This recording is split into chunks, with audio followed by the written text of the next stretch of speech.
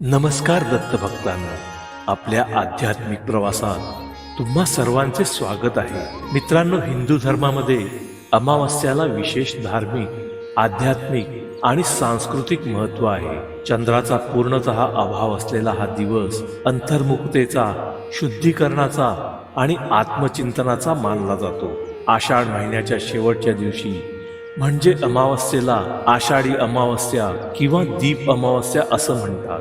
ही अमावस्या चातुर्मासातील पहिली अमावस्या असते. चातुर्मासात भगवान विष्णू निद्रावस्थेत जाऊन या काळात ब्रह्मांडाचा भार भगवान शिव सांभाळतात. त्यामुळे हे 4 महिने धार्मिक सण उत्सवांच्या बाबतीत महत्वाचे मानले जातात. दिवा हा अंधार दूर करून प्रकाश देणारा पवित्रता आणि चैतन्याचे प्रतीक मानला जातो. आपल्या जीवनातील अज्ञान, नकारात्मकता आणि अंधार दूर होऊन ज्ञानाचा व आरोग्याचा प्रकाश राहावा म्हणून दिव्यांचे पूजन केले जाते. श्रावणाचा पवित्र महिना सुरू होण्याच्या आदल्या दिवशी ही अमावस्या येत असल्याने घरातील दिव्यांची पूजा केली जाते. श्रावण महिन्यात वेगवेगळ्या सणांना वापरला जाणाऱ्या दिव्यांची हा महिना सुरू होण्याआधीच पूजा करण्याचा हा सण आहे. या दिवशी दीपपूजन करून आगामी श्रावण महिन्याच्या स्वागताची तयारी केली जाते. अंधारातून प्रकाशाच्या वाटेवर नेणारा दिवा हा मांगल्याचं प्रतीक आहे. त्यामुळे अनेक चांगल्या वाईट प्रसंगांमध्ये आपल्या संस्कृतीत दिव्याला विशेष महत्त्व आहे. मांगल्य, समृद्धी आपल्या आयुष्यामध्ये नांदावी या प्रेरणेने आषाढ महिन्याच्या शेवटच्या दिवशी दीपपूजन करून दीप अमावस्या साजरी केली जाते. आषाढानंतर श्रावण या हिंदू धर्मियांच्या अत्यंत पवित्र समजल्या जाणाऱ्या महिन्याची सुरुवात होते. आषाढ सरून निसर्गात आणि वातावरणात प्रसन्नता आणणारा श्रावण महिना येतो. श्रावणातील सर्व व्रतवैकल्यांची आणि सणांची नांदी दीप अमावस्येने होते. पावसाळ्यात कमजोर झालेल्या पचनक्रियेला देखील चालना देण्यासाठी, मजबूत करण्यासाठी ही दीप अमावस्या दिव्यांच्या माध्यमातून प्रेरणा देऊन जाते. वर्षभर आपल्या घरात प्रकाश पसरवणाऱ्या आणि धार्मिक कार्यात निरंतर वापरल्या जाणाऱ्या दिव्यांप्रती कृतज्ञता व्यक्त करण्याचा हा दिवस असतो. या दिवशी घरातील पितळ, तांबे, चांदी किंवा मातीचे सर्व दिवे समया निरांजने नीट घासून पुसून स्वच्छ आणि चमकदार केली जातात. त्यानंतर स्वच्छ पुसून देवासमोर एक पाट मांडून त्या भोवती छान रांगोळी काढावी.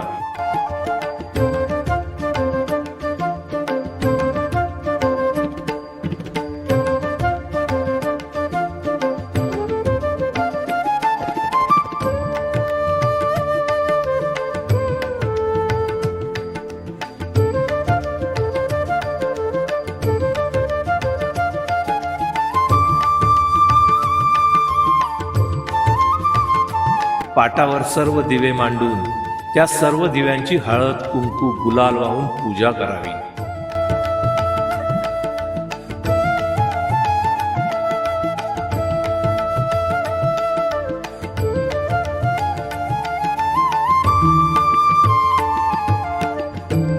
नंतर हे सर्व दिवे प्रज्वलित करून त्यांना हात जोडून नमस्कार करावा.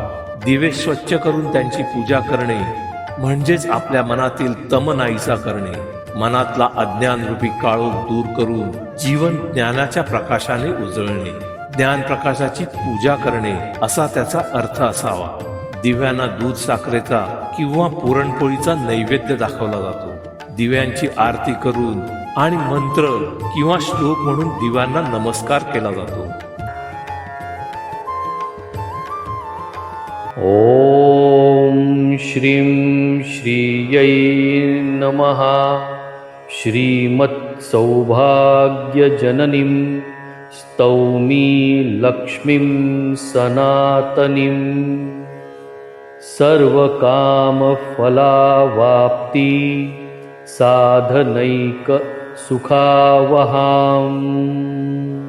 दिव्यांची पूजा केल्यावर महालक्ष्मी प्रसन्न होते. त्याचबरोबर घरामध्ये सुखशांती लाभते. तसेच आपल्यावरती सदैव महालक्ष्मीची कृपाही राहते. आपल्या आयुष्यातील अज्ञानरूपी अंधकार दूर होऊन ज्ञानरूपी प्रकाश आपला आयुष्यात यावा, यासाठी या दिव्यांची पूजा आपण करायला पाहिजे. दीप अमावास्या हा सण आपल्या संस्कृतीतील प्रकाशाचे महत्त्व सांगणारा आणि निसर्ग व आरोग्याशी नाते जोडणारा एक मंगलमय दिवस आहे. घरातील सदस्यांना उत्तम आरोग्य, दीर्घायुष्य आणि घरामध्ये सुख समृद्धी लाभावी यासाठी दिव्यांची प्रार्थना केली जाते. तमसो मा ज्योतिर्गमय या उक्तीनुसार दिव्याचा प्रकाश हा अज्ञान, दुःखाचा आणि नकारात्मक ऊर्जेचा नाश करतो. घरातील आणि मनातील अंधार दूर करून तेथे ज्ञानाचा व सकारात्मकतेचा प्रकाश पसरवणे हा या पूजनेचा मुख्य उद्देश आहे.